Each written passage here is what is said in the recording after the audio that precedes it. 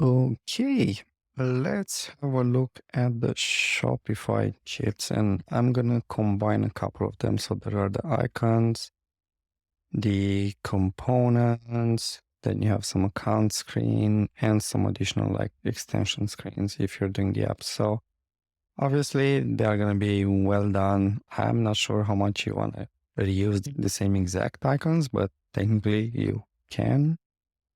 Uh, yeah. Oh, good and dandy. Those are the icons. For the components, there's a lot of kind of duplication here. They do a lot of documentation, but there's duplication in between kits. So there's no components for this that you can use as a library and then just reuse. But this kit is particularly good if you have a very data dense platform that you need to design for. So that's what they optimized since the last big update. Also taking into account all the accessibility issues. So this is a very good kit done for that. What it's missing, unfortunately, is just the actual examples that they used to have, like Microsoft has, for example.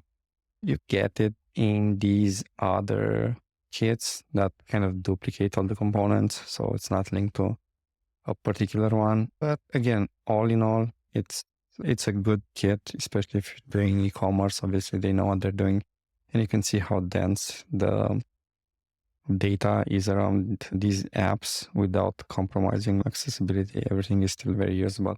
But as you can see, a bunch of these are just duplications and stuff like that. But you do get all the components that you might need, and then you can just look at their actual apps if you need inspiration in screens. But yeah, they do a great job on this side. So again, e-commerce and lots of data, Shopify, I think, is the way to go.